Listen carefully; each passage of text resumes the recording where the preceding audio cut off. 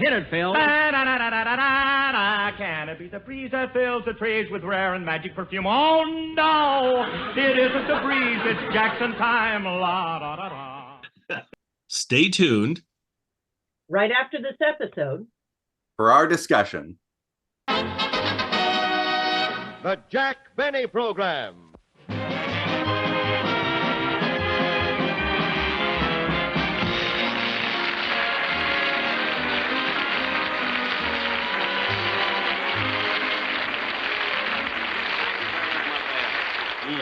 Thank you very, very much, ladies and gentlemen. As you probably know, this is my first television show of the season. And I want everybody at home who's watching the show to sort of sit back and relax and take it easy, because this is a very simple show, nothing to it, you know. There's been no commotion backstage at all. I mean, nobody has worked hard. That is, nobody but my makeup man. He's exhausted.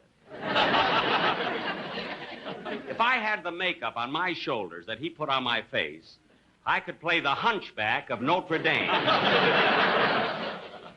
But I would like to tell you something of my plans for television this season. I'm going to have guests on my program, some from my radio show, and then some very, very important guest stars from the movies. Of course, on my radio show, you see, it's very difficult for me to get guest stars because, well, I don't pay much, you see. I mean, there's no reason for it. I just don't believe in it, you see. But you see, in television, it's entirely different because a lot of people like to come on and be seen. Now, on my second show, which is about 6 weeks from now, I have some of the most wonderful entertainers that you've ever seen in your life. I can't mention their names right now because I haven't got their contracts signed yet, you see. But if you like trained seals, don't miss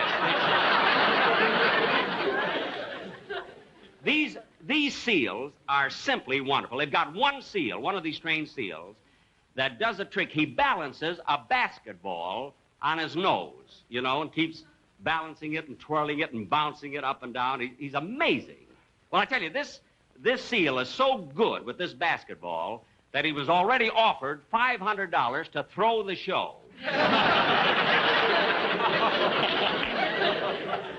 But on this show, my guests on this show are, of course, you know, I've been rehearsing so much I get a little bit confused.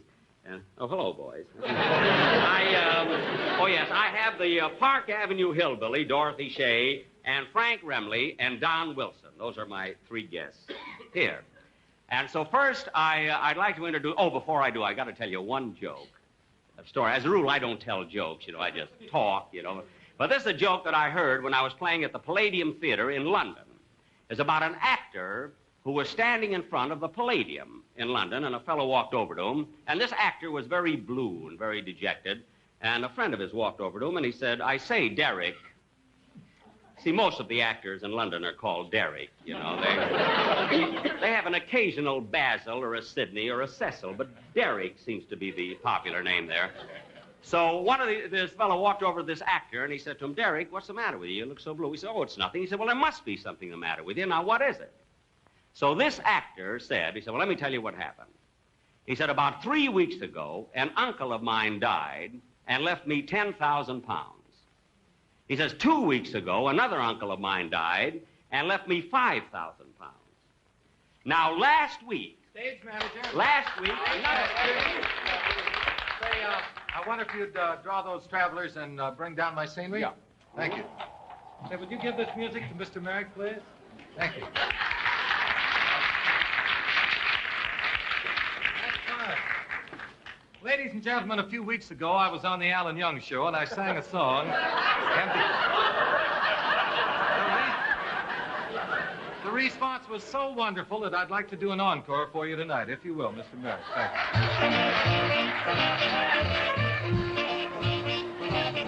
I'm sending you a big bouquet of roses. One for every time you broke my heart. And as the door of love between us closes, tears will fall like petals when we part.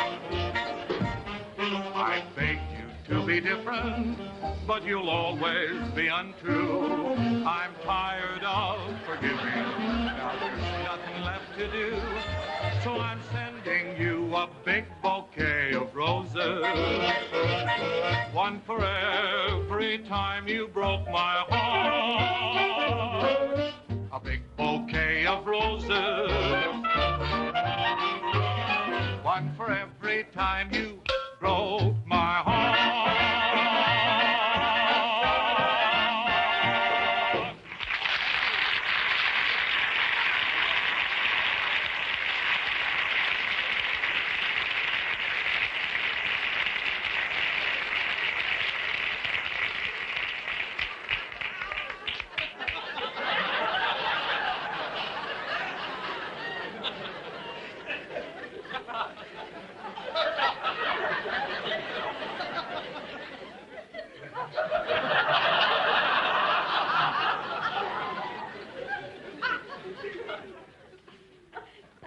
So this actor...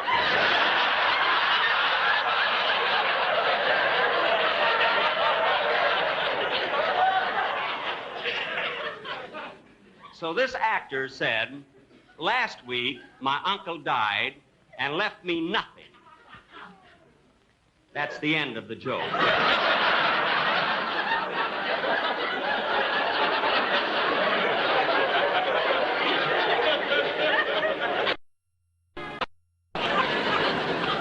Of course, the joke is naturally a lot better when I can go right through it. You see what I mean? Instead of being interrupted, like, oh, Bob, come here a minute, will you, just before you leave?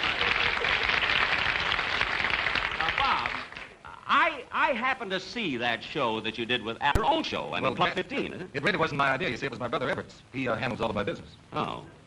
You mean your brother, he's your agent? That's right. He represents me and my brother Bing and also a trained seal.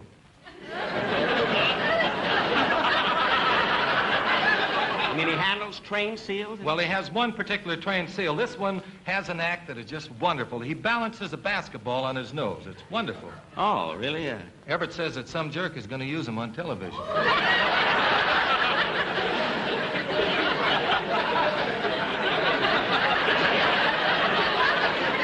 Well, if somebody else is going to use him, I won't want him, of course.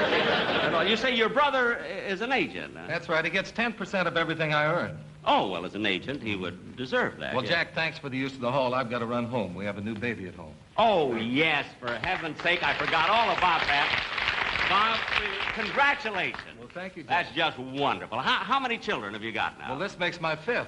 5 children. That's wonderful. Yeah. 5 more, and I'm going to have to give one to Everett.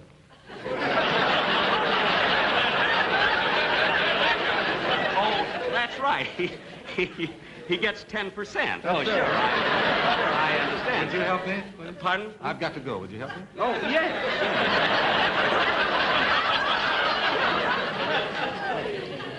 Well, it's been wonderful. Thank you, Jack. You're welcome.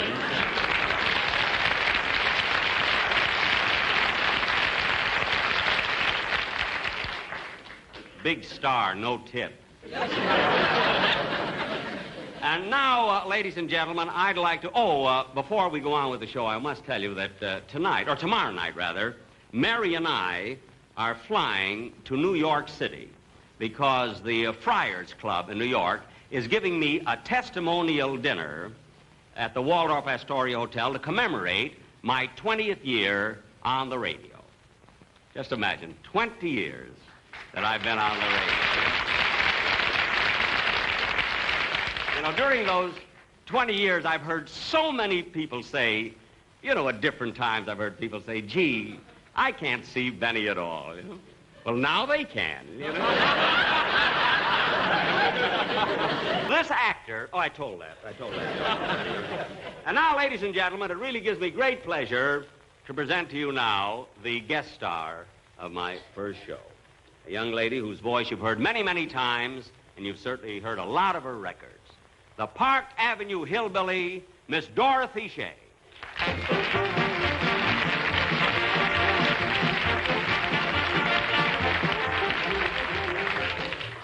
Well, I mean, you're a a hillbilly? Sure enough, honey. Well, now I know what all the feuding and fussing was about. Yeah, I can't get over it, so you're a hillbilly, huh? Well, Jack, I'm not just a hillbilly. I'm the Park Avenue hillbilly. Oh, the Park Avenue hillbilly, huh? Well, you can park on my avenue anytime. I thought that was a pretty good ad-lib, didn't you? Ad-lib? What's that? Well, an ad-lib is when you say something impromptu, without thinking, just something on the spur of the moment. See what I mean? No, but I accept your apology. Well, now, look at Dorothy. What are you going to sing for your first number? What's the name of the song you're going to sing? Well, don't you think we should discuss salary? That's a wonderful title. Thank you very, very much. Jack! Jack! Oh, well. You can have your New York City with its swank Park Avenue. You can have your gilded mansions in Westchester. You can have your own cabana in Miami or Havana, where the blue bloods congregate for their siesta. You can have your fancy penthouse on some 42nd floor, but I'll guarantee wherever you may roam, with the tinsel and the glare, why, those places can't compare with the humble little spot I call my home. It's a little western town called Beverly Hills, where people live a life that's free from care. No one struggles to be great. All they ask is an even break. They're satisfied to just be millionaires. Every housewife is contented with her lot, and some of them don't even own a yacht. She may have just one swimming pool, one husband to caress her. She's bored to death with Cadillacs, and diamonds just depress her. She'd rather have some trinket like that Oscar on her dresser in that little western town called Beverly Hills. In that little western town called Beverly Hills. You're welcome as the flowers that bloom in May. No one cares about your caste or inquires about your past. If you only have one butler, that's okay. The children ring your bell on Halloween, then beat it in a chauffeured limousine. Each mother with her little son entrusted to her care will gently rock his cradle as she offers up a prayer that someday he'll be president of Metro Goldwyn Mayer in that little western town called Beverly Hills. Live near your races in that little western town called Beverly Hills.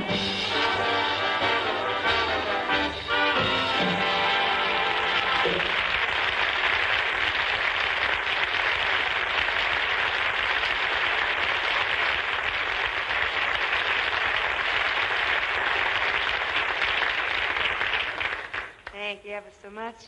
I thought you folks might be interested in meeting some of my kinfolks. So with your permission, we'd like to take you down to the Ozarks and meet my favorite cousin, Zeke Benny, and his Mad Mountain Boys.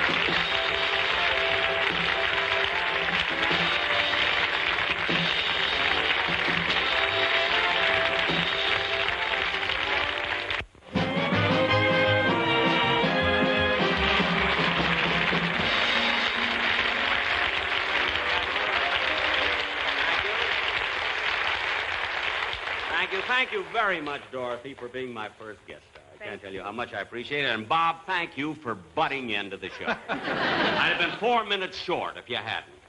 Thank you both very, very much. Ladies and gentlemen, thanks loads. Come back again. You were just wonderful. Thank you very much.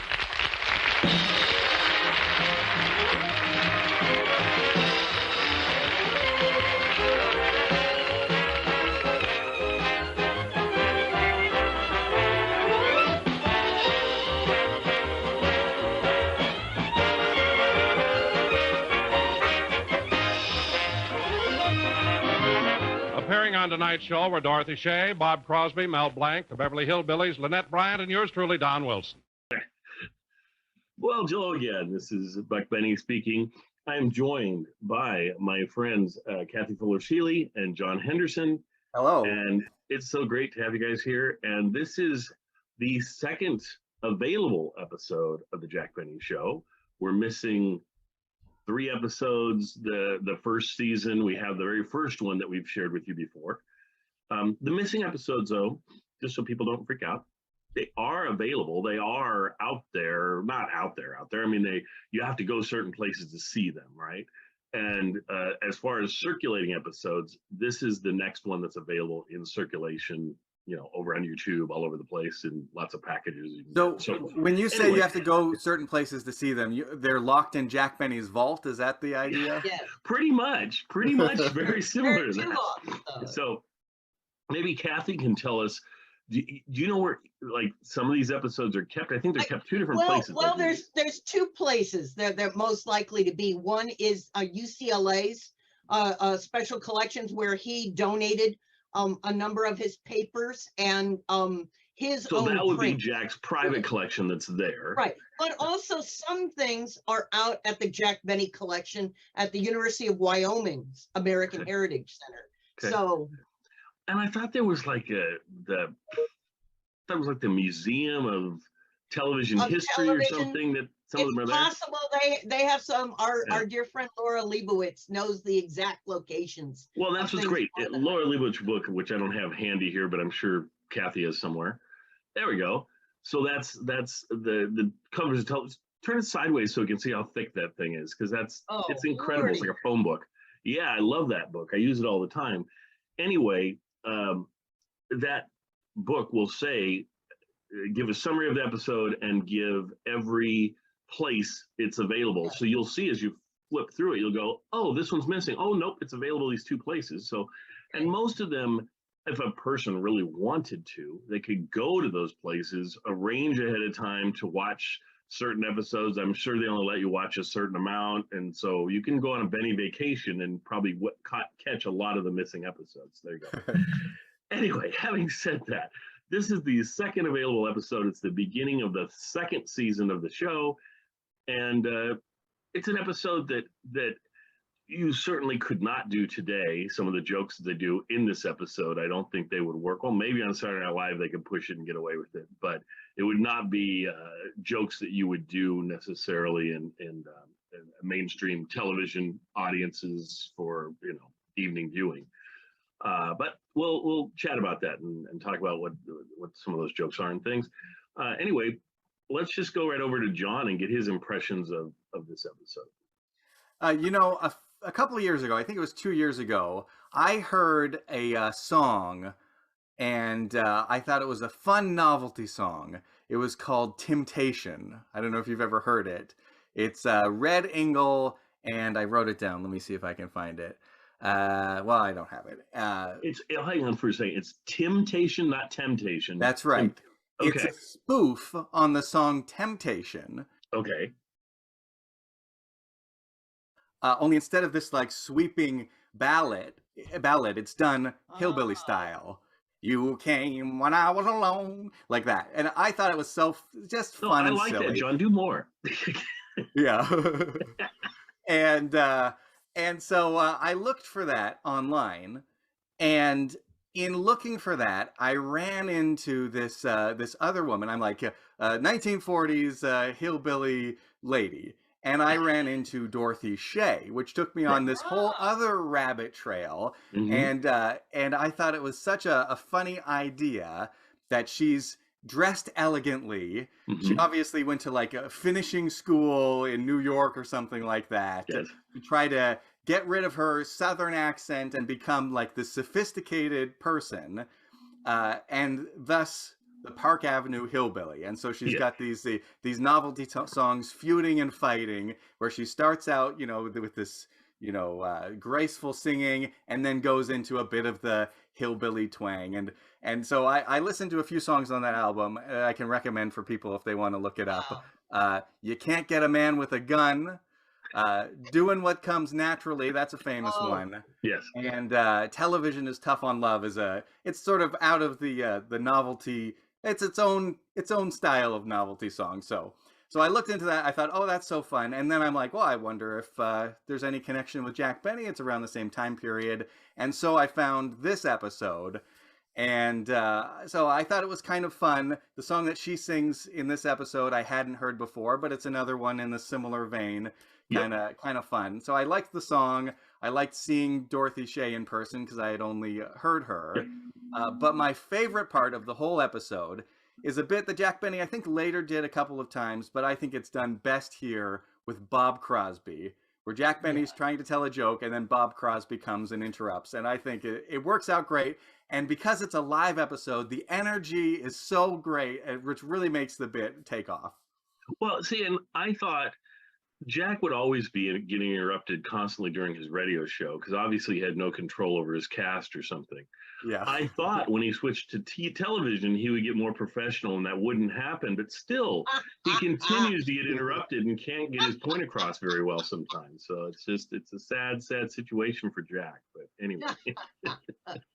I Kathy, will say, what were you thinking about this episode? Oh, go ahead. Well, I was just going to say, you know, when you hear Dorothy Shay doing the hillbilly bit, it kind of feels like she's on their side. Like she comes from that. Yes. When Jack Benny is doing the hillbilly bit, it kind of feels like they're making fun of them a little bit, which it's not quite as fun. So that wasn't my favorite part at the end, especially the kiss. That was a bit awkward.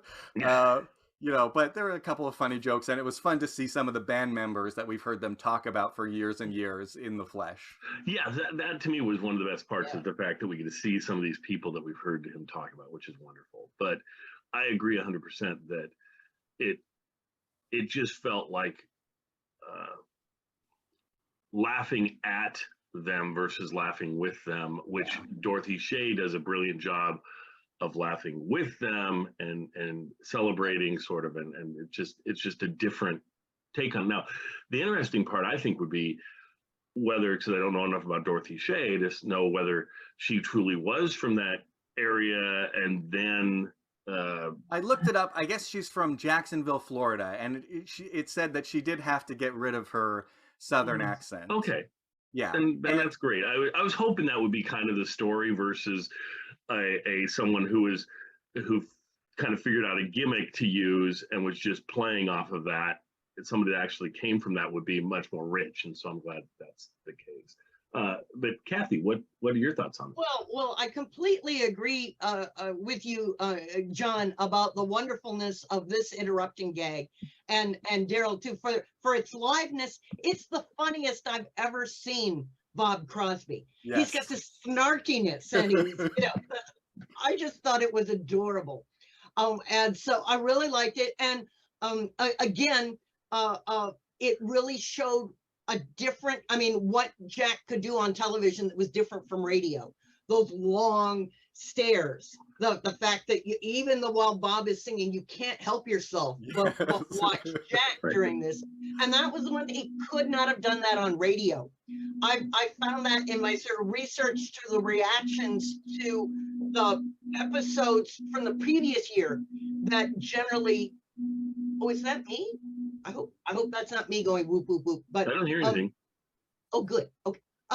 Just you. The previous year, TV critics had been pretty harsh on Jack Benny and saying, "Oh, his jokes are all radio jokes. He's his radio self.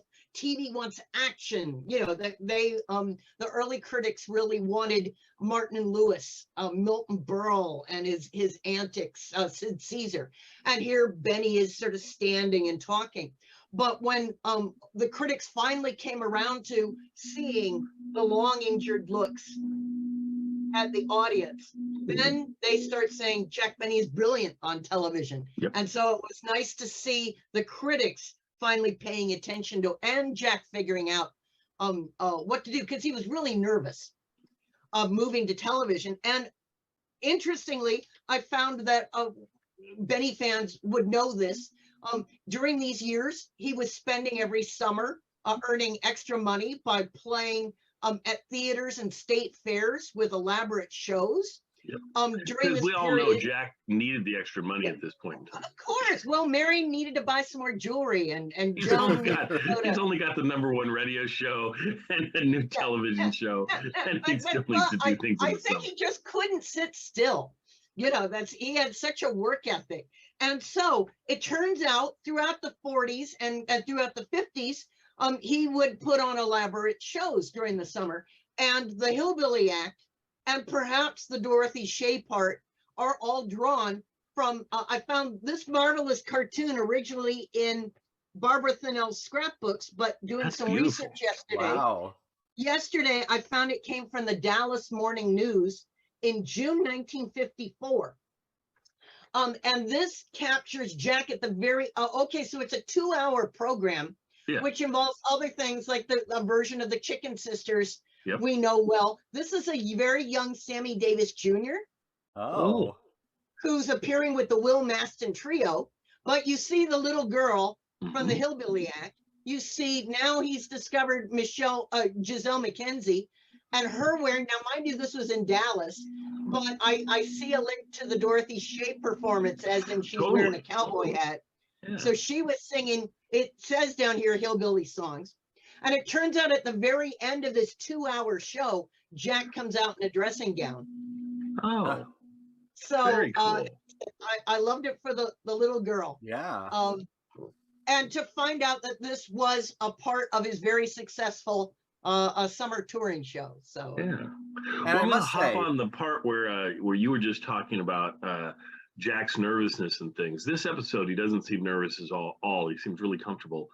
What makes it stand out to me is the fact that we are missing all the episodes in between the first one from the first season and this one, because you can see all that nervousness in the first episode of the first season.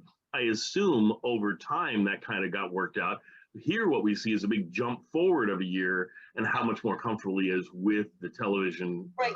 He's presentation. also back in California. Those Yes. the critics sensed the nervousness in the second show of the first show in 1950, which was his second show on the air. He hated having to go all the way to New York and all the pressure that was Right. put on him to do these shows. At least back at home, they could rehearse normally. You didn't have to spend all that time going across country. So was the whole first season all in New York then, Kathy, and starting from the second season, it's California, or how did that work? At least the first 2 or 3 shows. The third one was the one with Ben Hogan, the golf show, and it has Mary on it. Now, I always thought maybe that one was filmed, but I don't remember. So. Oh. John, you were going to say something too. I was going to say the little girl does such a great comedic job. You like just standing still and playing it straight all the time, and then going out that one time, and Right. I thought she did an excellent performance. And I was also, the other thing I was going to say is I was surprised that Don Wilson was credited as one of the guest stars. Oh, today we've got Don Wilson and Frank Remley, as if people know who that is. Yeah. But the bit with Don Wilson and Mel Blanc, I thought was also hilarious, and especially so live with that energy, and Jack Benny cracking up when he tells his Bugs Bunny joke. You can see how, people always say in real life he was always cracking up and laughing at other people's jokes, and you see like a glimpse of that here. I love that. I love that you can see that. I love the kind of looseness of these early live episodes and things, and that this epitomizes that in so many ways. I do want to take us on a little jaunt sideways that I just thought of as we were talking, and John segued into that so beautifully. this is such a strange time for Jack and for Frank Remley and for the music. Who's singing that was interrupting him? Bob Crosby. Bob Crosby. Yeah. So for all these guys, there's something going on in the background that we don't know about. A lot of folks don't know about anyway. So I thought I'd bring that up as we talk. I mean, John and Kathy, once I start bringing this up, will go, oh yeah, that is that time frame. So Phil Harris was his band leader, and they decided for whatever reason to have Phil Harris exit the show, starting with the 51, 52 season of the Jack Benny Show on radio. Okay. So that would place it, this episode is from the 50, it's the beginning of 51 season, right? No, November 51. Yeah. Yeah, right. But still early. Yeah. Mhm. So this would be early on as Crosby's taking over the chores of Phil Harris. So of course they want to feature him in the television show. It's one of the reasons why people argue that they might have gotten rid of Phil Harris, because for whatever reason he wouldn't or couldn't be on the television show, whether it's because of he was with NBC at the time, or whether it was because he chose not to be involved in television. Could have been a combination of the two. Anyway, so I think that's why this Crosby bit is so good, because they're sort of introducing him. They probably spent a lot of time writing it, making sure that it worked well. He's probably putting a lot of energy into it because this is a new thing for him. Also, the mentioning of Frank Remley, this is the exact same time when on Phil's show that always had Elliot Lewis playing the character of Frank Remley, they decided not to let him use the Frank Remley name anymore, so he had to go with Elliot Lewis. And because the real Frank Remley supposedly wouldn't let them do that anymore, who knows why, but maybe a piece of it is that he was starting to get a name for himself over on the television show, or thought he was going to. And so he's mentioned actually in this episode as a guest star, like John says, that maybe they wouldn't have done that other than the fact that they are pushing him because he's the real Frank Remley and so forth. I don't know how that all would connect up, but John, does that make a little bit of sense, what I'm saying there? Yeah, and I mean, it is interesting. I expect to hear Elliot Lewis's voice coming out of Frank Remley when he's introduced, because I have heard some of those Phil Harris radio shows where Elliot Lewis is playing Frank Remley. Yeah, I also think it's interesting that they mention Phil Harris to sort of explain who Frank Remley is for maybe people who didn't know, but they're going to know Phil Harris. So even Phil Harris isn't on the show. They mention, Frank Remley, he used to hang out with Phil Harris. So he's a drinker, etc. Yeah. They still, and they never shied away from using Phil's name and sort of talking about Phil in some ways years later after he was off the show. And Bob Crosby was on television quite a bit. He had his own, I think, 15-minute music radio show where he would sing the hit songs, and he mentioned he was on the Alan Young show, so he's used to television, whereas Phil Harris wasn't. Yep. Yeah. He was all over television and all over radio. He had his radio shows too and things besides. Kathy, it looked like you had something to share in all this. I don't know. No, it's fascinating what you're talking about, and you're absolutely right that it's a time of change and jealous networks, and whether you're having to go to different. So it's crazy time. Yeah, I wish before we lost all these folks, I would have loved a book about just that little time frame, just the time frame of Phil leaving the show. If it covered from 1950-ish, 49 to 52, 53-ish time frame, both on Jack's transition into television, on Phil leaving the show, on all of that would be so interesting as to what was going on and why it was happening the way it happened. Because now all we have left is us wondering about it. Last week on my podcast, we played the first episode that Bob Crosby was on, and I played a clip from the Dinah show. Kathy heard about that or whatever, and it was essentially Phil saying supposedly why he was kicked off of Jack's show, and it was due to Mary and so forth. But who knows if that story is true? Phil tells a lot of tall tales, so it could be part of it. It's just we don't have a lot of facts from it, and so it's a sort of what I enjoy is whenever we talk about this, like when I posted that episode, it had more commentary on it, people leaving comments than I've had in a long time of them going, well, I think it's because of this. And some people don't even say, I think. Some people just go, oh, it was because of his contract. I'm like, really? You know that for a fact? That was the reason? I'm like, I never say this is the reason. I'm always saying, as far as I know, and my conjecture is, and my guess would be, because all of that is so nebulous, and who knows? Yeah. As far as as I know, my conjecture is that they expected the Jack Benny show to sort of be a new version of what the radio show had been, and I think they expected like Bob Crosby to take over Phil Harris's role, and they would just continue it, just like what happened with Kenny Baker when Dennis Day took over. When you say they, are you saying the audience, or are you saying the network, or who's they? I think that whoever was planning the show, Jack Benny and the producers, were expecting it to be like this regular show. And if it had gone that way, today we would be talking and we would be saying, boy, I'm so glad they got Bob Crosby in there. He's the best, a band leader. And who's this Phil Harris guy? I've never even heard of him because I've only seen the television show.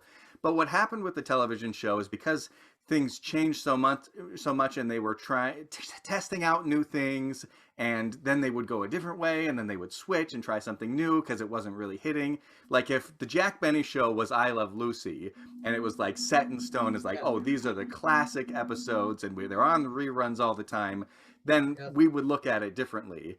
Mm-hmm. But I also think part of the reason that it didn't take off like that is because Bob Crosby is not Phil Harris. Like Bob Crosby is not this sort of engaging, like memorable character that we think of when we remember Phil Harris on the radio show.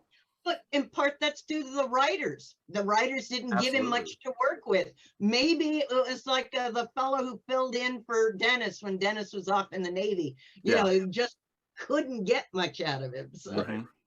Well, and as far as I know, this again is conjecture, but I get the feeling that it was Bob Crosby saying, well, I don't want you to write me like Phil Harris. I don't want to be a drunk because drinking's not my thing. I don't want to be, I can't be the womanizer. I'm married and I have kids and the whole thing, and I don't want to be that.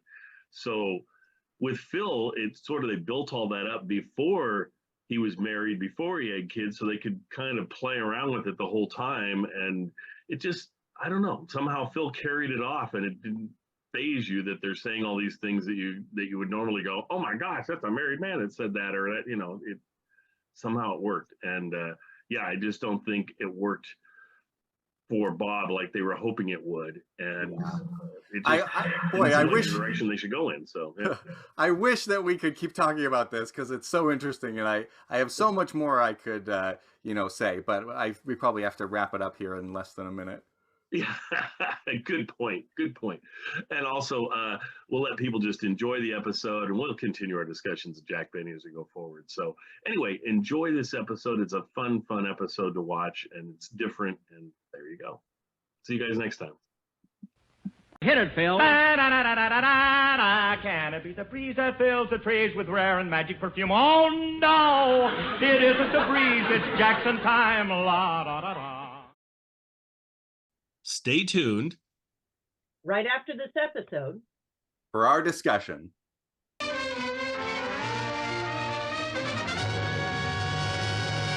The Jack Benny Program.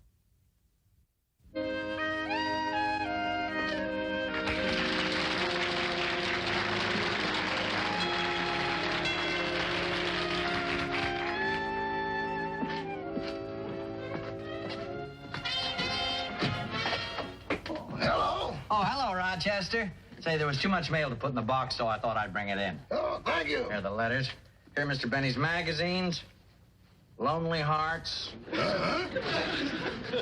Woman's Home Companion. Muscle and Body Development.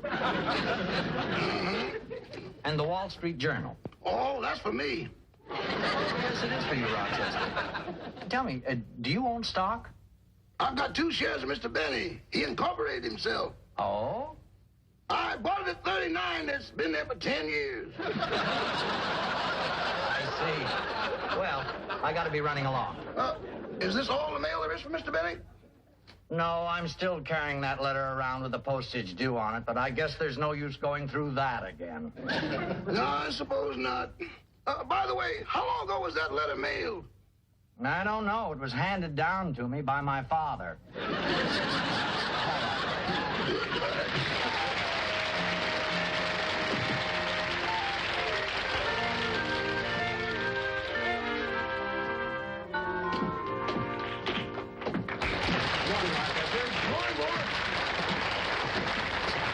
Here's the mail. Thanks.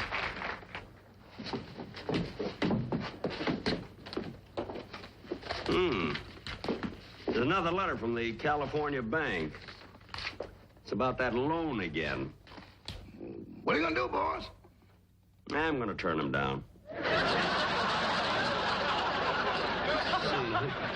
See, here's one from my barber. I wonder what he wants. Funny. Dear Mr. Benny, we're writing to all of our customers who got shaved last Saturday. Are you missing an ear? If it is not called for within 30 days, we will put it with our collection. Well, that's fair. Boss, would you like some eggs? No, thank you, Rochester. I don't want to eat heavily before going out to play golf. You going to play again today? Yes, sir. You know, there's nothing more relaxing than being out on that golf course, especially when the weather's so nice. You certainly were happy when you came home yesterday. Oh, why wouldn't I be? I played in the 70s. I know what the temperature was, but what did you shoot? 103. 103? On the last night, I had a couple of lucky putts. Rochester, do me a favor, will you, and bring my golf clubs? Yes, sir. I'll get him. Hello,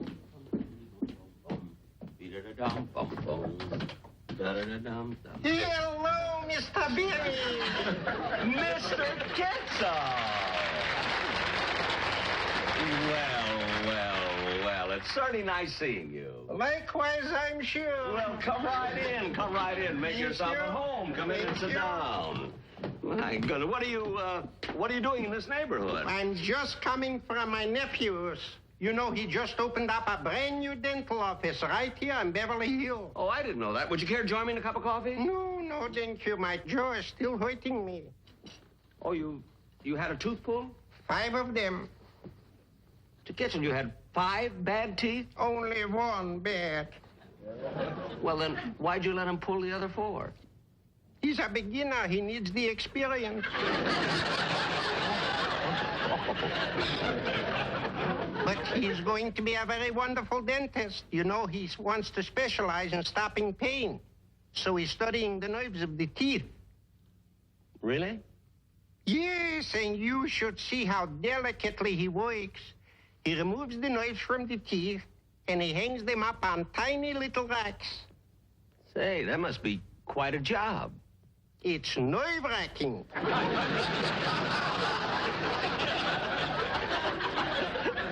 Mr. Kitzel, you went through all of that just to make up a joke. Yes, I guess I'm still a little silly from the laughing gas he gave me. Oh, he gave you laughing gas as an anesthetic? Huh? Yes, and it's the silliest thing. He puts a pliers in my mouth, turns on the gas, and then it starts. I'm laughing, he's pulling. He's pulling, I'm laughing. I've never had that. How long did you keep laughing? Till he handed me the bill. Hello, Mr. Kitzel. Hello, Rochester. There you close, boss. Thank you. My, what a happy household. You're going to play golf, and you're going to play tennis. No. He's going to play golf. I'm going out in the back and beat the rugs. He beats dogs with a tennis racket. Well, it is confusing. See, the other day he forgot himself and jumped over the clothesline. Well, Mr. Kitzel, if you don't want coffee, is there anything else I can get you? No. I appreciate you, but really, I got to be running along. I just dropped in to invite you to me and my wife's anniversary party Saturday night. Oh, you're having a wedding anniversary. Yeah. Which one? 13. 13, isn't that unlucky? What was so fortunate about the other 12? Ah, Mr. Kitzel, you have the most wonderful sense of humor. And I shall be at your anniversary party. Wonderful, and you'll have a chance to meet my uncle. What a character. Everybody calls him Tex. Oh, he's from Texas. No, he's in the textile business. Well, Mr. Benny, I got to be running along. I don't want to be late for my bus. Wait a minute, you don't have to take a bus. I can drop you off on my way to the club. Oh, bless you, heart. Certainly. Oh, excuse me just a minute. Yeah. Hello? Okay, put him on. It'll only be a minute, it's my manager. Oh, fine. Hello? Yes, Joe. Now? But I want to play golf. Oh, everything has to be an emergency. All right, wait for me. I'll be in the office in about 20 minutes. What's the matter, Mr. Benny? Something is wrong? Yeah, that's always in show business.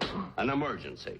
I have to be in my office. Oh, I'm sorry. Rochester, will you please put my golf clubs away? There's an emergency. I got to go to the office. What are you laughing at?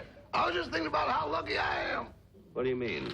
You have to give up your golf game, but I can still go out in the back and beat the rugs. Come on, Mr. Kitzel, my car's in the back. All right.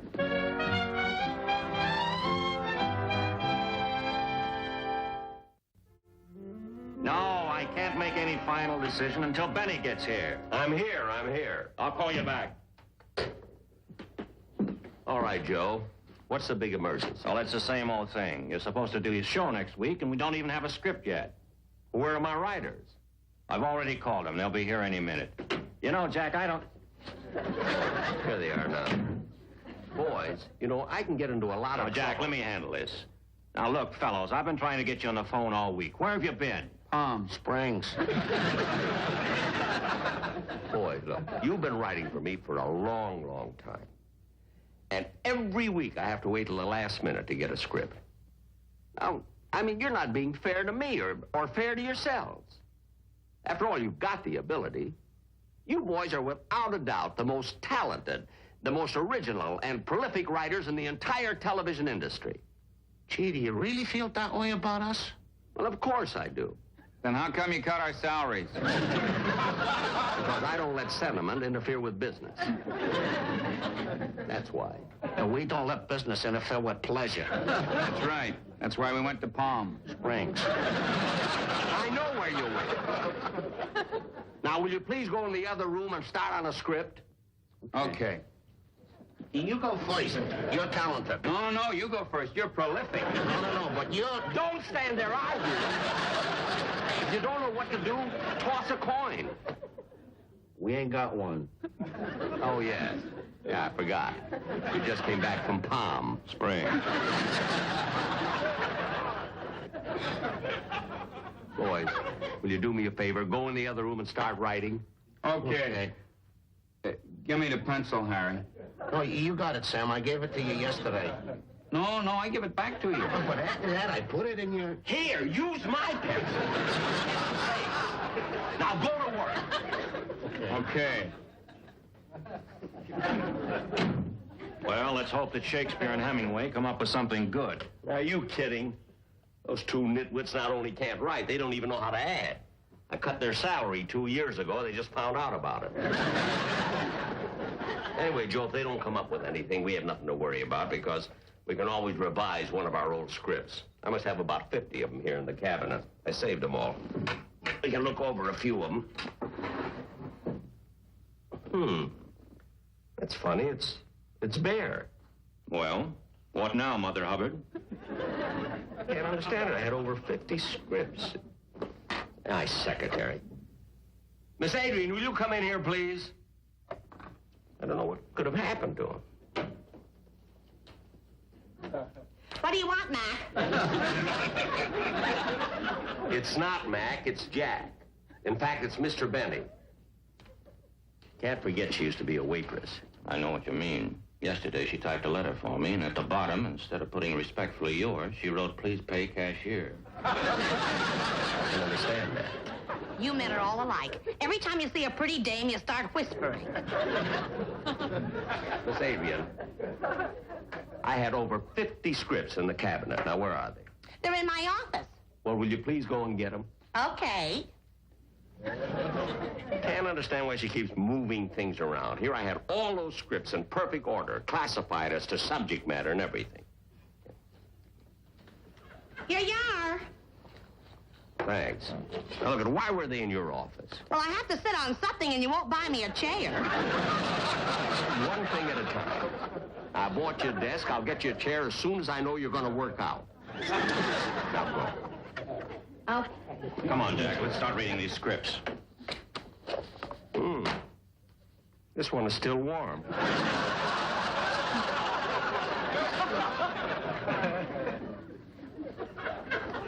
All right, let's look them over. Hey, Mr. Benny. Oh, hey, fellas, have you got an idea? Yeah, we got an idea, but we couldn't write it down. Why not? I gave you a pencil. I know, but it ain't got no lead in it, see? Oh, it ain't got no lead in it. See? Give me this. Look at it. All you do is turn this, and out comes the lead. You see, it's an automatic pencil. That's all it is, an automatic pencil. Yeah, hey, look, Sam, all you do is turn the knob and the lead comes out. Hey, that's pretty good. Let me turn it. Oh, I want to turn it. Oh, let me, please. Oh, I want to turn it. I turned it already. Now, will you please go out and write something? Okay. I turned it. Jack, I don't know why you keep those guys on. I don't know either. I think they'd be a little more grateful. I brought them over here, taught them English, gave them 2 meals a day. Hey, when are you going to finish with that stack of scripts? My feet are killing me. You'll have them as soon as I'm through with them. Okay, Mac. The name is Mr. Benny. You didn't mind me calling you Mac last night. Well, that was on Mulholland Drive. Now we're in the office. Okay, Poopsie. Poopsie. Say, Jack, look. Here's a script you were nuts about, and we've never been able to do it. This one? Let's see. Oh, yeah, I remember this. Yeah, this'll be fine. Sure, all you and your writers have to do is cut it down to time and polish it up a little. Oh, no, Joe.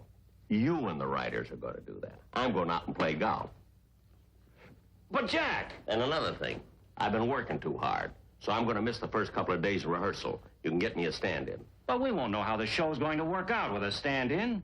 You've got to come down to the studio and rehearse. I got to do this. I got to do that. I don't got to do anything. I'm going out and play golf. So long, Mac. Oh, shut up.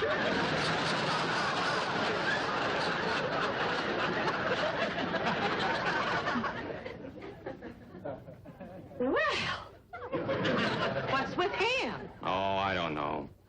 It's hard to believe that he's the same man that I discovered. What? You discovered Jack Benny? Well, yes, didn't you know? No. Well, let me tell you about it. It was many years ago. I was driving through Arkansas, and my car broke down. I had to stay overnight. So, to kill a few hours, I went to the local theater. They didn't even have a marquee. I can still remember the master of ceremonies walking out on that stage. And now, ladies and gentlemen, your favorite and mine, from your own local community, Zeke Benny and his Ozark Hillbillies.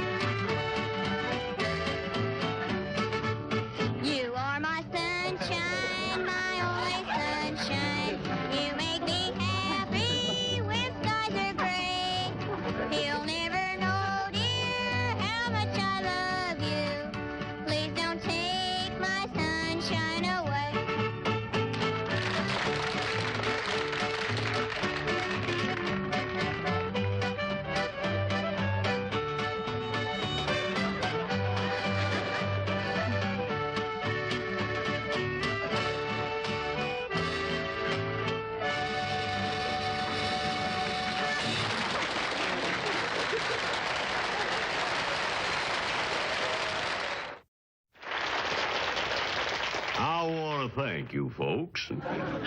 Now I'd like to have you meet my boys.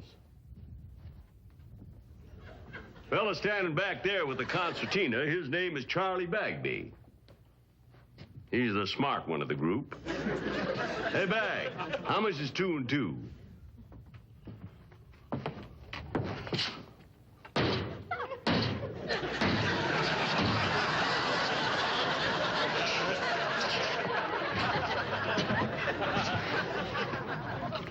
He's our business manager.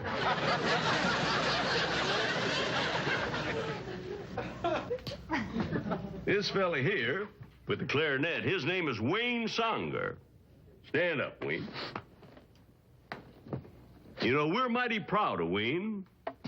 Last week at the county fair, he won first prize in the fly attraction contest. Wasn't even entered.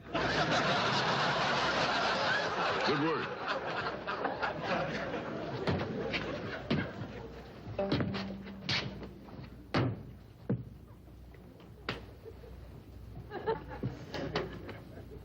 This is my wife.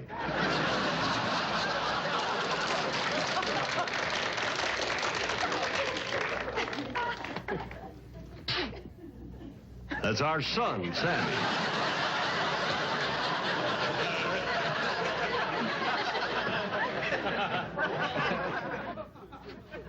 Fella here with the bass fiddle, his name is Don Rice. That ain't exactly a crew cut. See, the reason his hair stands up like that is because he was pardoned 30 seconds after they pulled the switch. Remember, boys? They tried the gas chamber, but he kept eating the pellets.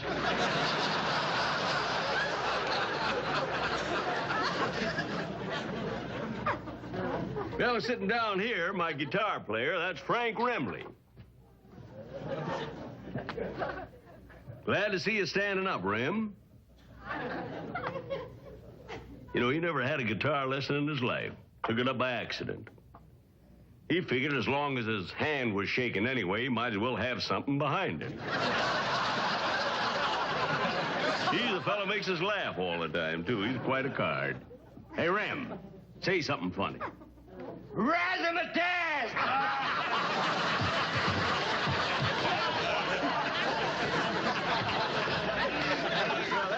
Good.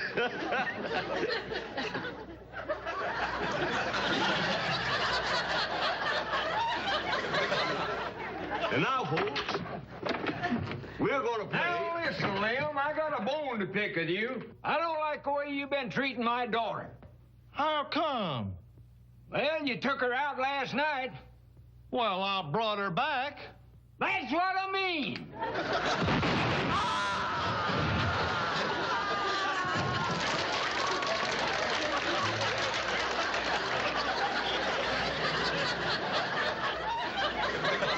Take off your hat, son.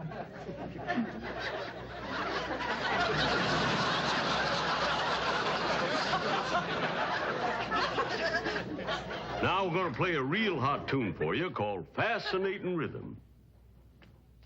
Hit it, boys.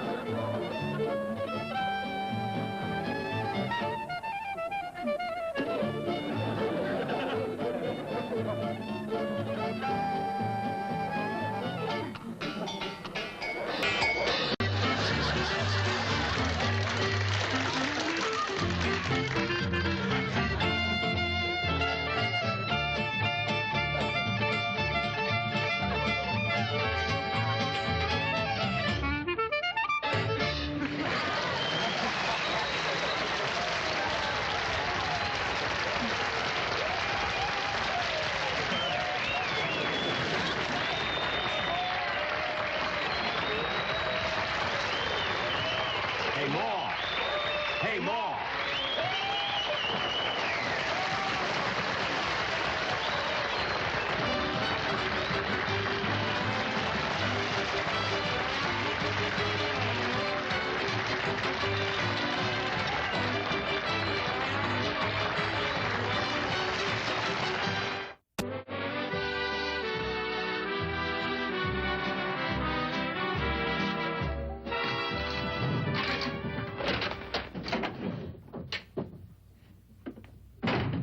Hello, Rochester. Oh, hello, boss. See, you're home kind of late. You must have worked pretty hard at the office. No, I didn't stay at the office. I went over to the club, played some golf, had dinner, played gin rummy with the fellas. You know, after all these years in show business, believe me, I think I'm entitled to a little relaxation. I think so. Yeah, I wish my manager felt the same way. He thought I was ritzy just because I asked for a stand-in. You ritzy? Yeah. Believe me, underneath, I haven't changed in 30 years.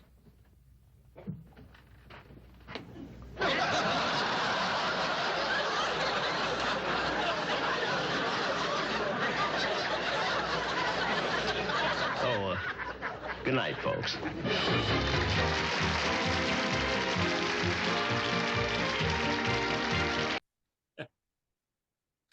Well, hello again. This is Buck Benny speaking. I'm joined by Kathy Fuller-Seeley. Hey, Kathy.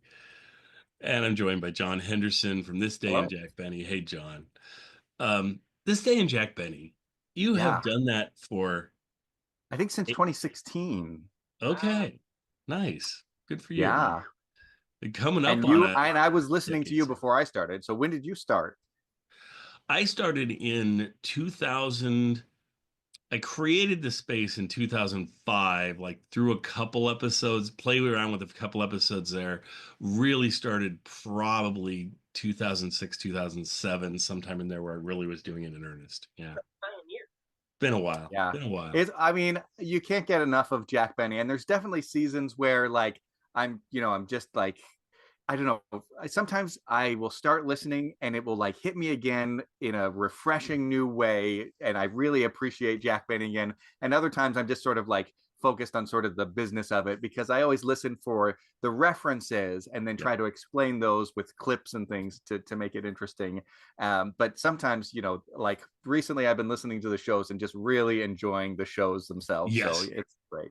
It's so strange how that comes and goes and things. And then apparently it goes entirely because I'm just sick of Jack now. And this is going to be my final Jack Benny presentation. I hope you guys enjoy this. I still love Jack. But I 100% agree. I'll have ebbs and flows that come and all of a sudden I'll be really into it again. And I just, his mastery just hits you in different ways and the just his ensemble he puts together sometimes and certain people, like for a long time now, probably 3 or 4 years, I've been kind of on a Mary kick where I've just really enjoy Mary and Mary through time and things and just the acting that she pulls off with that is just wonderful. And people, the Mary thing is people always get so tied up in her personal life or whatever. And I'm like, I don't know about all that. I just know that I really enjoy the character they created Talk for about Mary. what people heard on radio and saw on television. Yeah. And the fact, what's really made her stand out, I think, too, is that recently we've had her show up on these TV shows so much more often and things. I would have loved to seen her in was she in this episode? I can't remember. No. I don't think so. No. And she wasn't in the last one we did either, but both of them could have been anytime she's in it, I just think the episode gets slightly more interesting for me or slightly better maybe. Anyway, but we'll chat about this episode. This is the Hillbilly sketch that was in such high demand by viewers that they had to bring it back and so quickly too. It was the first episode of the second season of the Jack Benny Show. And for us that enjoy watching the show and everything, it's the only second season episode that we have that's in circulation, which is kind of crazy that it's the only season Oh, I guess the first season. The first season and the second season each have exactly one show that's in circulation. But after that, it becomes more like the third season.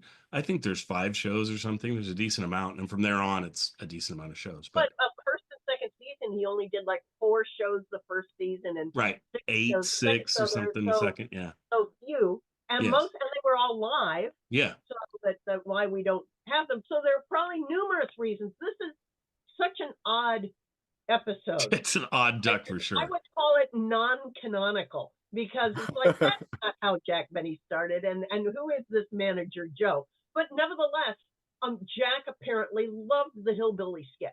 He had been taking it on tour, summers for almost maybe 10 years or more. So this is what he did, going around to state fairs and parks and playing in theaters with his favorite band members, and hiring a little girl each season. So this was part of his summer sort of stage vaudeville show, and apparently he just loved it. So Well, and I don't. It's so interesting to me how Jack does that.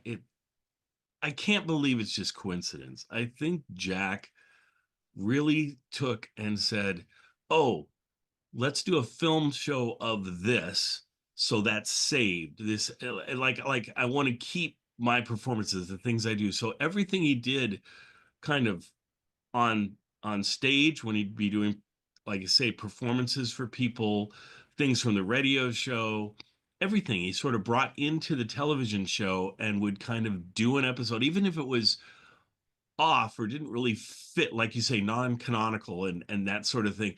He would bring it in anyway and just find a way to force it in, and so that it would be preserved, I guess, is sort of what he was doing. But also the necessity. So he's wound down the radio episodes, but even producing a new half hour every other week is a tremendous amount of work for him and his writers.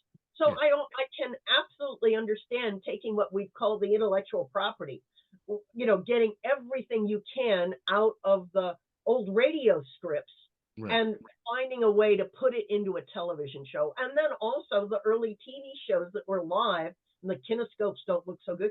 So again, finding ways to repurpose things you've already got. Well, I also wonder if it's Jack sort of going, because Jack could be saying, well, if we do something I've already done that I'm comfortable with, I've done this a million times, I can do this in my sleep almost, and it's simple, and audience always seem to like it. I'm sure the TV audience might like it too, and so it works for Jack in a number of ways. Anyway, I think doing this now, does it work for the audience and for the modern audience and things? Boy, it's pushing it, but we'll get into that. Anyway, John, what were your thoughts on this episode? Yeah, I mean, it is interesting to know that he did this Hillbilly section live, because I feel like that, watching it with that perspective, I changes the way you see it, because I could imagine enjoying this live if I'm at a state fair. I think that would be lots of fun. I think that the little girl does a great job, and it's interesting that you say that he replaced the little girl, because I remember thinking the same thing last time. Like, wow, this little girl's doing a really great job, where she's just like playing it deadpan, totally still. And this being a filmed episode, of course, it's a much clearer picture quality, but they can also do the thing where they cut to her or close up, which was lots of fun. So he must like coach and practice with, the children to get them to do it just right, because that was really spot on and great. I would say, there's a couple of jokes when he goes to meet the band. It's fun to see him, talking to the band, especially Frankie Remley, who was so notorious on the Jack Benny show. Yes. But the jokes themselves are pretty cheesy and bad. Yes. The one that I thought was okay was when he said, like, the first one where he says, count 2 + 2, and he does like the horse thing where he stamps his foot, but the others were just groaners. Yeah. But in general, I would say it's the whole episode as a whole is a hodgepodge that is really shoehorned and doesn't work as a whole. Yes. So I'll talk a little bit more about my favorite piece, but let's go from there. Yeah. We'll swing around a few times, so we're all good. Kathy, what stood out for you on this one? Well, here I just noticed that I made a mistake when we were talking about the other episode. This is the one where he gets the magazines in the mail. I Oh, apologize. okay. I was talking, but because both start out with the house set. Yes. Oh, I apologize for getting them mixed up, but both start out at the house set. And they said why I laugh at the non-canonical part is this idea that we hear a show in the fall of '57 and then this show in April of '58 that Jack has this fellow, a manager. Well, Jack had managers. And so with so many other characters having actual real live counterparts, like the band members and things like that, to have this made up Joe who's just serious and not, that's if he'd have played him for laughs or played him for past knowledge, it'd be one thing. So I would think this is an instance in which the writers are trying this, but then agree it's not working very well, so they won't repeat it. Right. I did want to mention that we learned through Laura Leibowitz's marvelous compendium of all the television shows that they had filmed this in May of '57. So when Jack and his crew were able to film episodes and bank them, so that when he was still doing live episodes, it wasn't having to do live every other week. But Right. curiously, at this end of the spring of 1958, after this episode, he follows the end of the spring with 3 more repeat episodes from 1953 and 1955. How interesting. I'm going to have to go do more research to find out what was happening in Jack's real life. Was he actually traveling someplace? I hope he was not ill. Right. Was it a contract thing with CBS? I'm just curious. Why Yeah. 3, Well, 4 and why would he grab one from 1953? That seems really strange. That's not actually in 1953 there were only like 1 million or 2 million television sets in the U.S. Right. and not everybody had heard. So only 1 million or 2 million people in 1953 got to see the show, but now in 1958 there are like 50 million people have television. Right. So Well, I can't. let me jump on that. They're with the reruns we expect Yeah. today. So why not? Have I'm going to CBS jump on that for a second, Kathy, just because I can work my mom into this episode. So what the heck? I was just visiting with my mother, and she's 91, and we were talking about history and her growing up and all of that, and talked about radio and television and everything. And she said that they were one of the first people to get a television set. My dad went to get something for my daughter. He was gonna get a radio. He was thinking about getting a radio for my daughter's, my sister's, his daughter's room. And when and she was, I mean, I don't know why what would she have been? She would have been like 5 or something, right? So anyway, so he goes, and then he sees that they have a television set there, and it's a used one, and so it's really reasonably priced, and so he brings home the television set instead of a radio. Now, on the other hand, that could be what he told my mom, that he was going to get a radio, and he really knew he was going to get a TV. Who knows what the deal was there? So anyway, he surprised her with a TV, and that's 1955. I think she said it was. So it would tie right into what you're saying, where they would have never been able to see the original 1953 episode, but they would have been able to see it when it was reshown. But I wonder if it was a filmed episode. I don't know if he was doing filmed episodes in '53 or not. It's right around that time that he does his very first filmed episode. He was just starting because CBS, the networks, preferred liveness. Yeah. Live episodes were considered of higher quality and prestige. Yes. So, but one of the first ones when he filmed the Gracie Benny episode. Yes. Such a big hit and controversial live that he started filming some of them. But because I would think if you were going to show, I agree, lives for an audience at the time would be a bigger prestige thing. But for re-showing it later, I would think you'd grab the filmed episodes because they're just going to look so much better to the audience than how they're going to look. The lives are going to look like an old live show. Yeah. Not so much the idea of reruns. Yes. So that back in the 50s, it was push out new, new programs, and then, they eventually discovered the efficacy of having something filmed so that you can rerun it. So Right. Yeah. Well, first, the quality of the picture on television back then was not as good as it is today. Like you can get away with Yes.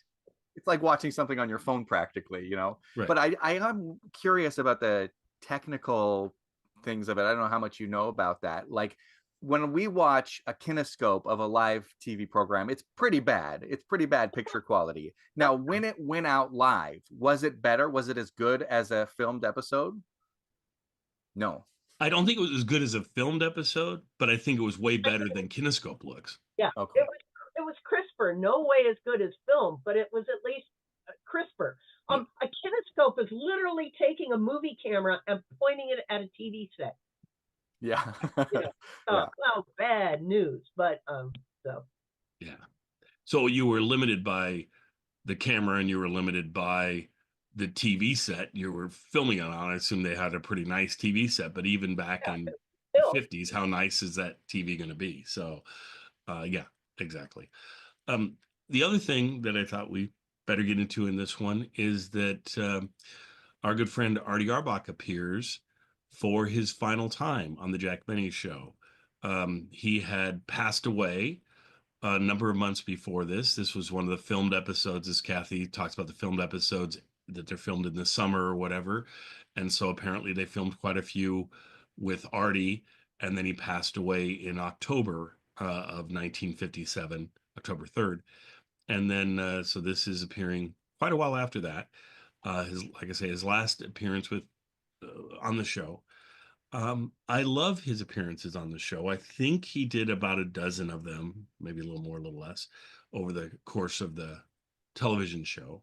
Certainly on the radio show, he was on since 1944, 45, something like that. I can't remember the exact year. But it was the pickle in the middle piece where he's at the stadium and selling hot dogs is where we first get introduced to him. And they just kept him coming back on the show. He'd have his little bit, and he'd be in most episodes. My guess would be he was probably in half the episodes or something, but he feels like he's in so many because it's just such a recurring part that, you know, oh, okay, this is the Kitzel part. And it would just be like 2 pages of dialogue, and then they'd move on. And 7, 8, 9, 10, 11, only 12 total. Starting from the first episode in 1950, from Jack's very first episode, 12. So, okay, I'm sorry. I said a dozen. It's 12. So yeah, but he was also doing radio at the same time. It's so interesting that the Kitzel pieces are always such little, self-contained things. Kitzel doesn't often interact with the other members of the and cast. Even in the television show. I mean, you got used to that in the radio show, but to bring that over to television where it's just Kitzel by himself pretty much, it'd be interesting to look at all the Kitzel performances back to back to back and see if he has any interaction with anybody. If he does, it's very seldom. Yeah. I mean, he does, especially I think early in the radio show, but again, it's just like Phil saying one line, and then it is still mainly this sort of. No, I'm saying on the TV show. I'm saying if you looked at the 12 performances on TV show, does he ever interact with anybody but Jack? I don't know. I think he does. I think Mary, at one point, Jack and Mary run into him or something. I think Mary says something, oh, I'm Mr. Kitzel or something, but yeah. So that's, interesting. Yeah. Well, he's obviously famous for being on the Jack Benny Show, but he started on other radio shows prior to that, like Abbott and Costello. Mm-hmm. So it's interesting that he became such a thing for Jack Benny. And I think, I mean, to me, Jack Benny's enthusiasm, whenever he sees Mr. Kitzel and he's just like, Mr. Kitzel, like if he didn't go, Mr. Kitzel, yes, I'm sure the audience wouldn't laugh, and I wouldn't be like, oh, I guess this is a thing. Sorry about that. I dropped my microphone. Yeah. Oh, and like you say, I should start running it again because I need to finish it off. But I have something I present on my podcast that's called the Mr. Kitzel Collection, with a K in collection, right? So just to be fun. But what I do is I go back and I grab his earliest performances pre-Jack Benny and go chronologically through, trying to find as many as I can. There's some missing and things, but it's all the way back to just slightly after Schlepperman appears on the Jack Benny show for the first time, in 32-ish time frame, played by Sam Hearn. He was on there before, played by someone else, I believe. But and so, but by and I think Schlepperman sort of is what kicked off a lot of the Jewish type characters being popular on various shows, and Kitzel comes out of that, I think. And so Kitzel makes his first appearance in like 34, 35, somewhere in there. And I'm trying to remember, Eddie Cantor was one of the first ones I heard him on. He was on Eddie Cantor for, I don't know, 6, 7 episodes. They had him on there and featured him pretty heavily in some of them, and then he kind of just went away. But then he was on the, like you say, Abbott and Costello. He was on Al Pierce's show. Oh yeah. He was on. Who was the Tin Man? He was featured heavily on the Haley Jack Haley show, and he was on Jack Haley show for both seasons of the Jack Haley show.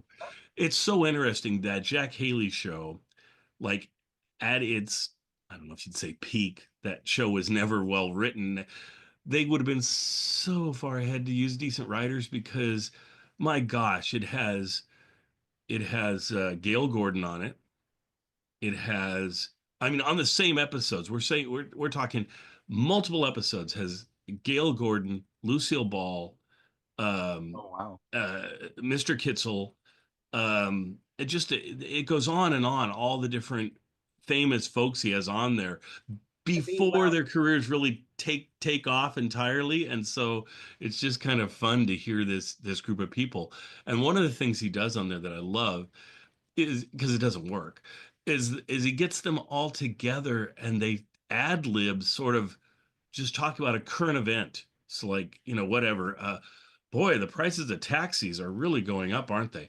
Well, yes, they really are. And it goes around, and you're like, okay, either write something that's funny for this, or guys, put some energy into it. You must be more interesting. But man, it just dies. And they do that over and over again. It's like the writers are sort of like, we wrote 20 minutes of the episode. We'll do the last 5 or 10 where they just chat. And it's like, man, but because I would think if you did that with Jack Benny's cast, that would be really interesting to hear them just chat about life, but my gosh, maybe not. I don't know, because it certainly doesn't work on this show. But anyway. Well, since I hadn't heard the character, can I ask you all, did Artie Arbach's Kitzel, did he remain the same kind of character in all the shows? Oh, yes. Gentle, naive, fairly recent immigrant, and it's so interesting to compare and contrast that with Schlepperman, who's more of a trickster, that's a smart, finagler, yes. Working his way through the culture, whereas Kitzel is there to sort of never quite used to how America works, and yet sort of, as I said, sort of gentle and making jokes about, on the other hand, his family and his wife and things like that, to show a sort of gentle Jewish difference. That is so true. Yeah, it's much more of a second generation or more experienced player. He's very much the same character throughout. You can listen to his very first appearances on Eddie Cantor's show, and he's not known as Kitzel then. I think you refer to him as Artie on that show, if they even give him a name. And then on multiple shows, he has no name.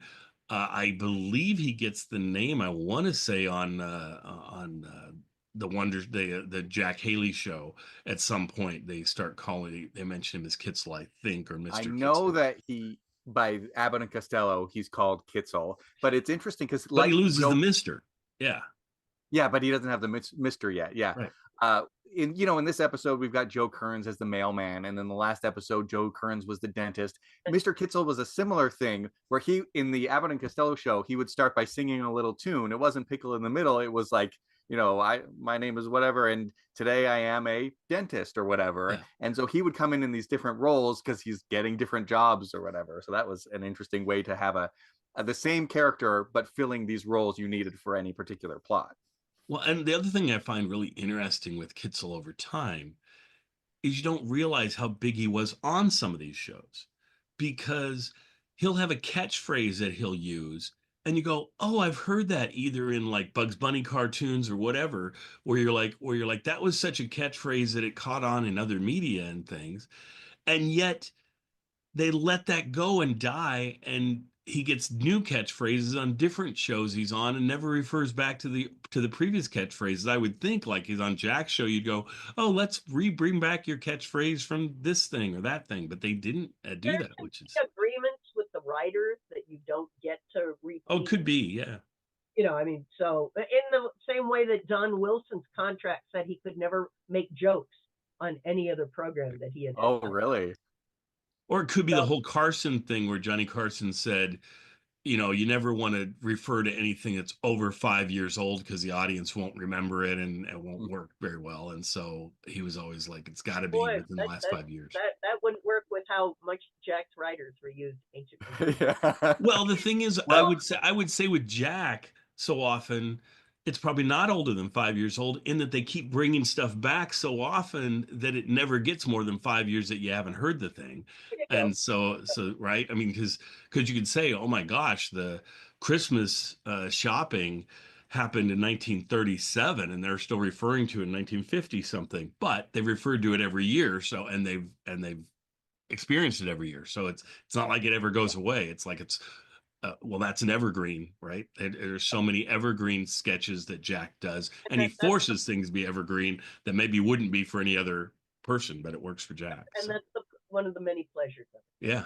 Well, I feel like you get a real insight into that in this episode where he's talking with his manager or whatever it is. And he says like, oh, look, I've got this whole stack of old scripts and we'll reuse them and we'll pull in this from this script and we'll pull in that bit from this script. And this episode is sure an exemplification of that. Yes. They pull in bits from several different scripts for sure.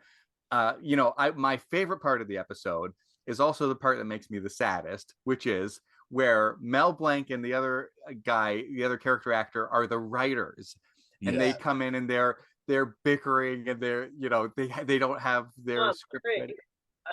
Yes, Palm Springs. And I thought that was so funny, but I was sad because they didn't redo the whole episode that came from. I listened to it again. It's from January 16th, 1955. And it is such a great episode where Jack shows up and the script isn't ready. And so he goes to the writers and they're bickering. And one of them is Mel Blanc. And they're doing the thing with the pencil. And it's just so funny. And then they start to do the play, but the play isn't written yet. So they have to stop partway through and get more lines from it. And every time they stop, they play a song cue, which is Mighty Like a Rose. And so whenever you hear that, it's such a funny, thing. And then I was, so I was looking at my website, thisdaybenny.com, and I saw that was a redo of a previous episode from 1941, January 12th, 1941. And I listened to that episode, and it's Bill Morrow and Ed Boulogne, which is why you've only got two writers here. Right. And I don't know if it's them. I guess I must not be them because Mr. Billingsley is already in the episode. But whoever the character actors are, yeah, they're also very funny at doing the same bit. And because it's it's early and it's live and Mary's got the energy, it's another hilarious, high energy, really fun episode. So if you look up the Jack Benny radio show where Jack has no scripts, I would recommend it because it's one of the best. Yes. And like you say, it comes back over and over again, and I love how he does that. And the way the writers and Jack have always written as writers as being such inept people. I just think it's so delightful. And when in real life he gives them so much credit, and he always has. But anyway, yeah. But I wonder. I mean, you're absolutely right. I adore those episodes, and I wonder if they're a little too difficult to turn into TV. I mean, if it all depends on the dialogue, because we see in this TV episode that they're literally playing with the pencil.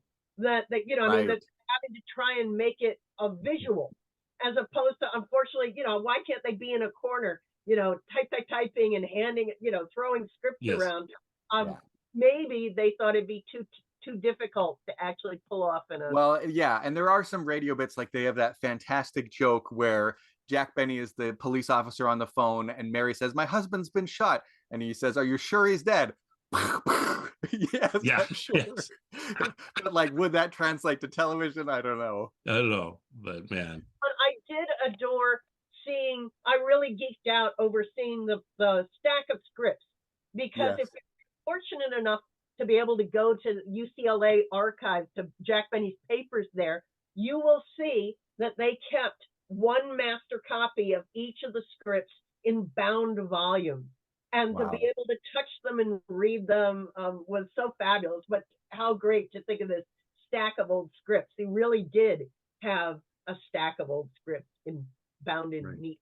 Well, and the fact that you, through your books, have given us a chance to enjoy those scripts that, for those of us who would never get a chance to travel down there and get to see them, I mean, it just makes them so much more available for so many more people to enjoy. Well, especially when the radio shows are gone. It's so interesting if you're willing to work, and then you have to hear it in your mind. And, you know, because they always said that Benny's scripts weren't as funny on paper as when you put the life of performance into them. But I still say it's worth reading them. So. Yeah. Well, and I have think a copy you can for any hold up Benny really tonight. fan Oh, that's listened to a whole bunch,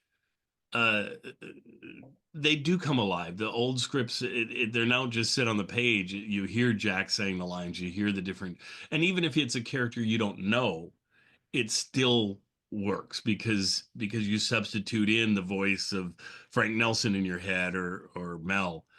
That's the most recent book. There you go. Volume 3. That's great. And volume 4 coming soon. On the way. Awesome. So can't wait till we get volume 4.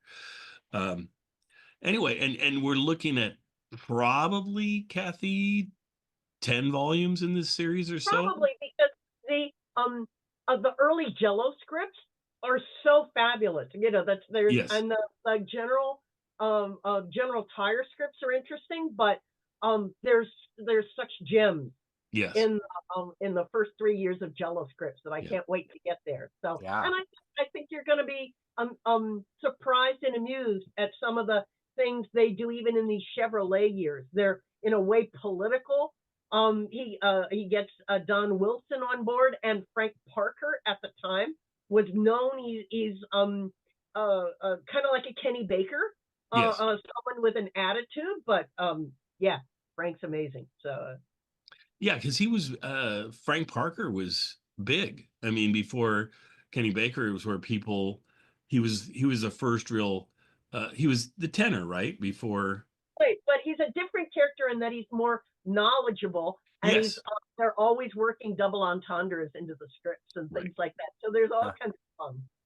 There's all kinds of fun. So. Well, it's just interesting to see the morph that happened between Parker to Kenny Baker to Dennis Day, and that the character kept on getting softer a little bit and more goofy until Dennis plays him completely goofy. And it's interesting to hear from Mary's point of view how her character had to reshape itself with these other folks. When Kenny Baker was stupid but said rude things, that's what Mary had been doing. So they fought that out, and then Mary becomes more sharp when you get naive Dennis.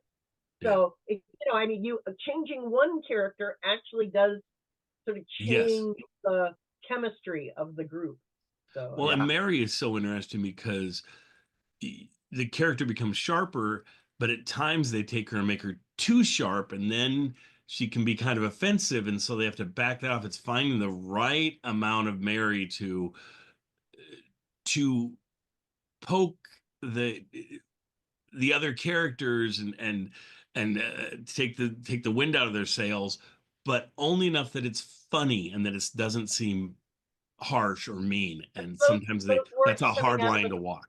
Character in the context of of culture at the time. You know, you don't want to be Yeah. Which is why so often she's, insulting Jack, but she's friendly with the other cast Yes. members because Jack is like the top. He's the man who the program's named after. Yes. Agreed. And everybody can poke fun at Jack, so it's all good. But to finish up this odd non-canonical episode, how interesting and strange to find this manager with a flat tire or whatever in some dinky town in Arkansas rolling into a small town vaudeville theater and finding this act on stage. So the fact that they had a theater set, I don't know where they found it, but with the audience in bonnets and farmer clothes there to watch it was one of the more interesting how I found backstories that are made up. Agreed. Totally. I mean, a very, very interesting episode, if nothing else, and with some great bits thrown within it. Certainly the little girl part, the part we probably should mention is with Jack saying that that's his wife. With my wife watching it, she was like, "Oh my gosh," and couldn't believe it. It was like, well, and here's our son. At least makes it a little more absurd, but a little more icky than a little more absurd with. The creep factor is really high in that, but after that, where they say, "And this is our son," and their son is like 20, I don't know, 8 years old or something. It's like, and when he pulls off his hat, that he's also bald. Got his hair as part of the hat. Yeah, it's it's so silly what we find semi-amusing. So yeah. Well, yeah. It's just such an odd thing. Like when you shared the episode, we're going to do the filmed Hillbilly episode. And I started watching, I was like, I guess he sent me the wrong episode because there's no way that this is going to be a Hillbilly episode. The first time they do it, when they do it live, you've got Dorothy Shay, who's sort of known as like the Hillbilly of New York or whatever. And it makes sense. This one is just like, it doesn't make any sense, but yeah. No, I thought that was interesting too. I thought, okay, you would think if you didn't grab Dorothy Shay, maybe Dorothy Shay is not a big thing anymore at this time, but there would certainly, there's always been some sort of artist that's writing that edge and sort of that hillbilly-ish type and that kind of music and style and stuff. There's always been somebody doing it. I'm sure there would have been somebody they could have grabbed and it would have worked. Your Mini Pearls or something and brought someone over, but they decided to go a different direction with it. And Jack just wanted to showcase his favorite summer thing with his favorite members of the band. I did appreciate the up close cameos that we get of Charlie and Frankie Remley and folks that to know that Jack was close friends with them for long years. And you don't know. Maybe that's the sole reason Jack does this. Maybe it's because this is the best thing to ever feature my band, and I just want to film this and let America see the guys I work with and stuff. And yeah, I don't know. Interesting episode though, for sure. And lovely that we get one more performance from Artie Arbach, and so I'm so glad that he does this and is Kitzel in this one too. The bits in the television shows of Artie, I always look forward to them. I always enjoy them, but they're never anything spectacular. There's not. You can kind of take one from any episode and probably take the 12 and rearrange them in different episodes, and you probably wouldn't hardly notice the difference because they're so self-contained, or often are. So yeah. What the last one, the one with the dentist? It's about he just saw somebody for his eyes, right? That it's the Right, and which makes some sort of sense that he's seen an eye doctor at the same place he's seen a dentist. And then he looks like he's blind. He Yes. does a really good job of that, of going, he's not seeing very well. Right. Well, and then I always wondered too if, because all of a sudden he features him a lot, right? I would say half of his episodes are in the last year or so that he's featured on the show. I mean, he had all these years before they could have featured him. I don't know if Jack knew that he was not doing well or sick or something and maybe needed money for the doctors. Who knows what it was, but it's just interesting. All of a sudden he shows up on a bunch of the episodes right before he passes. And then some of them have to be aired after he passes. So, I mean, when you do a total of 12 episodes and 4 of them are posthumous, that's pretty wild. So, yeah. Anyway, anything else about this one? We good? Okay. Well, enjoy it, and we'll see you folks next time. Wow. Now, for something very special, Kathy, what do we have now? We've got a trailer for our upcoming episode. Wow. John, do you like trailers? Ooh, do I? All right, let's see it. The Frank Sinatra Show. And now, ladies and gentlemen, here is the star of our show, Frank Sinatra.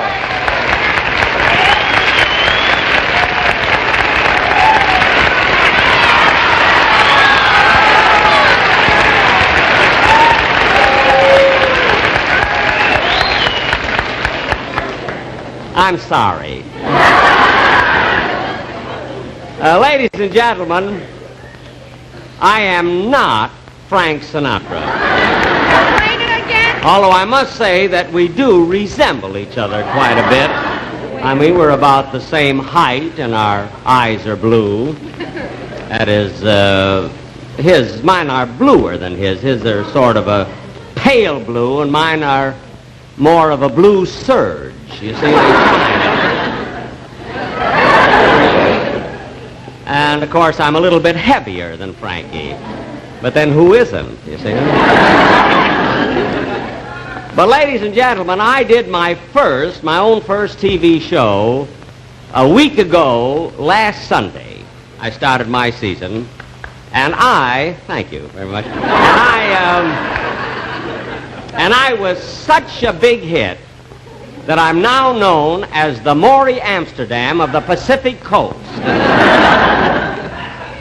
And of course, the reason I'm here tonight with Frankie, you see, Frank did a guest shot on my television show last year when I was in New York, you see, and I didn't pay him for it. We were pretty good friends, and I didn't want to insult him, you see, by paying him. And I understand that tonight he's not insulting me either.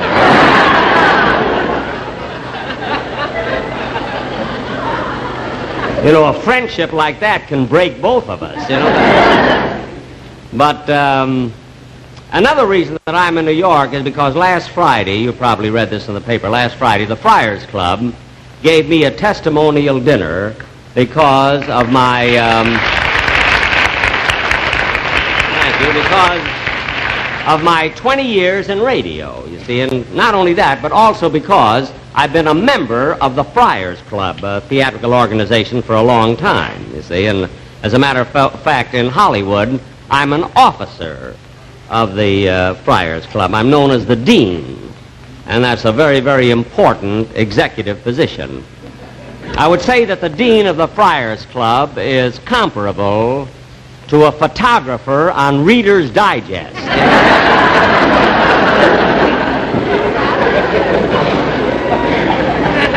But anyway, it really is a great pleasure, ladies and gentlemen, to be here. Thank you. Thank you very, very much. Thank you. It's a great pleasure, ladies and gentlemen, Say, Jack. Pardon me. Hello, Frank. It's a great pleasure, ladies and gentlemen, to be here tonight. What? Jack, you were only supposed to introduce me and then tell a few jokes and then introduce me, Oh. Well, you see, Frank, I got to talking about myself, and I was sort of carried away. How you get like that, you see. But what are we supposed to do right now? Well, we usually do a song right about here. We do? Well, unfortunately, I don't sing. I don't know. I know, Jack, but I'm supposed to sing a song here now. Oh, you're going to do the song, I see. Well, all right. I mean, on my show, we had a half hour. I got about 3 seconds so far.